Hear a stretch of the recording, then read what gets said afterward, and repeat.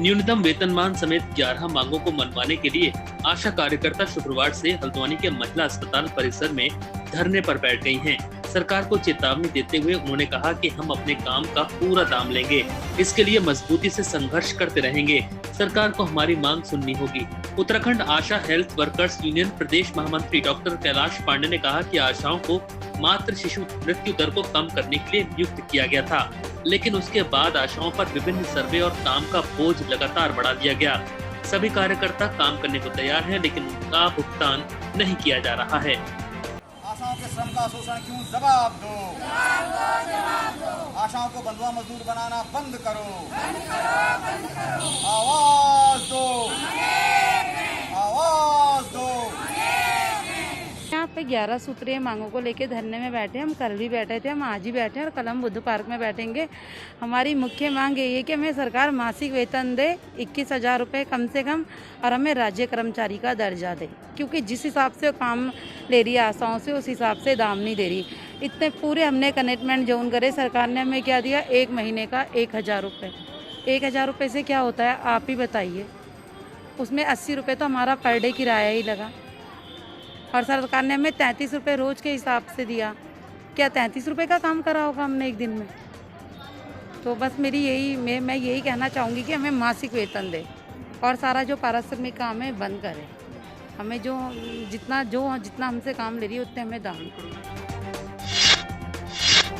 बद्रीनाथ राष्ट्रीय राजमार्ग 25 अगस्त तक बंद रहेगा।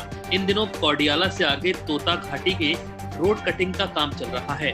पहले मार्ग बंद रहने की समय सीमा 15 अगस्त तक थी, लेकिन लोक निर्माण विभाग राष्ट्रीय राजमार्ग खंड श्रीनगर के सहायक अभियंता मृत्युंजय शर्मा ने बताया कि ऑल वेदर रोड कटिंग के दौरान तोता घाटी में पहाड़ काटने का काम चल रहा है, इसलिए इस मार्ग पर 25 अगस्त तक वाहनों की आवाजाही बंद रहेगी।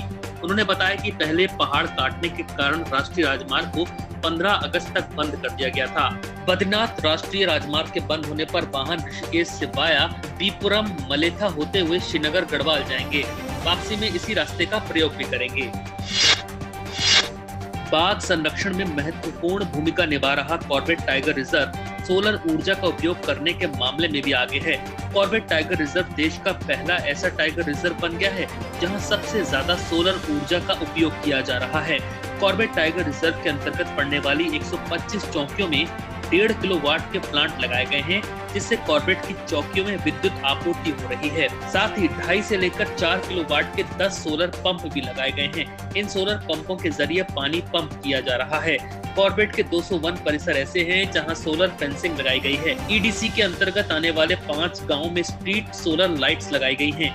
जंगलों के अंदर चौकियों में कर्मचारियों को बिना लाइट और पंखे के रहना पड़ता था, लेकिन अब 1.5 किलोवाट के सोलर प्लांट लगने से यहाँ विद्युत आपूर्ति हो रही है, जिससे कर्मचारियों को काफी राहत मिली है।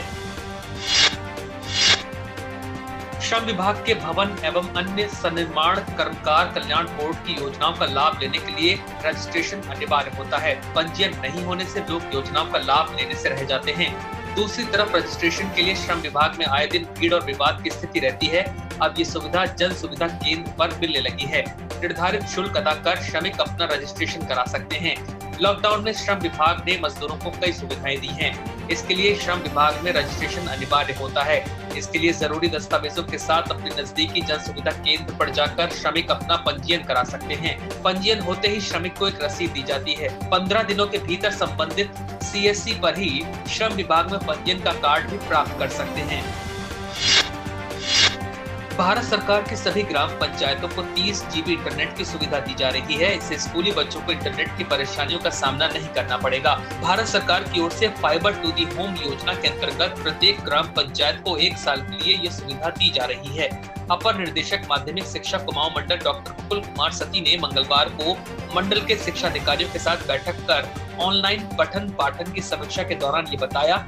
इसके लिए सचिव विद्यालय उत्तराखंड की ओर से मुख्य शिक्षा अधिकारी और नोडल अधिकारी की नियुक्ति की गई है। एडी ने 50 से कम छात्र छात्राओं की संख्या वाले विद्यालयों व अन्य विषयों में कार्यरत शिक्षकों का ब्यौरा जल्द उपलब्ध कराने के निर्देश दिए। घाटी निवासी कोरोना संक्रमित व्यक्ति की कोरोना स्पेशल सुशीला तिवारी चिकित्सालय के बाथरूम में लाश मिलने के मामले में मृतक के बेटे ने रामनगर कोतवाली में अस्पताल प्रशासन के खिलाफ तहरीर सौंपी है। उसने हॉस्पिटल पर गुमराह करने का आरोप लगाया है। युवक का कहना है कि उसके पिता की सेहत के बारे में उसे कोई अपडेट नहीं दिया गया। इसके अलावा वह और पुलिसकर्मी स्वयं ही अस्पताल में जगह जगह रईस अहमद को ढूंढते रहे। काफी तलाश करने के बाद अस्पताल के एक शौचालय में उसे अपने पिता का शव मिला। उसके बदन पर कोई कपड़ा नहीं था, नाक से खून निकल रहा था और पैरों पर चोटों के निशान थे। इसके बाद पुलिस ने पंचनामा कर शव को पोस्टमार्टम के लिए भेजा और रात को रईस अहमद का शव उसे सौंप दिया गया। सरफराज ने पुलिस से शंका जताई है कि उसके पिता के साथ अज्ञात लोगों ने मारपीट की है। इसके लिए उसकी प्राथमिकी दर्ज करके मामले की जांच कर दोषियों के खिलाफ सख्त एक्शन लिया जाए। उत्तराखंड में कोरोना वायरस ने सभी पुराने रिकॉर्ड्स को तोड़ दिया है। शनिवार को उत्तराखंड में कोरोना वायरस के 501 मामले सामने आए हैं, जबकि 232 लोगों ने कोरोना वायरस को हराया। शनिवार को कोरोना वायरस के चलते 5 लोगों की मौत हो गई। सबसे ज्यादा 172 मामले हरिद्वार से सामने आए हैं। इसके अलावा बागेश्वर में 10, चमोली में 1, चंपावत में 1, देहरादून में 38, ऊधम सिंह नगर से 171, नैनीताल में 85, पौड़ी में 9, पिथौरागढ़ में 3, रुद्रप्रयाग में 2, टिहरी में 4 और उत्तरकाशी में 5 मामले सामने आए हैं। जो 5 मौत के मामले सामने आए हैं वो देहरादून जिले से हैं। उत्तराखंड में कोरोना वायरस का कुल आंकड़ा 9,402 पहुंच गया है और 5,963 मरीज ठीक हो चुके हैं। वहीं मौत का आंकड़ा बढ़कर 117 पहुंच गया है।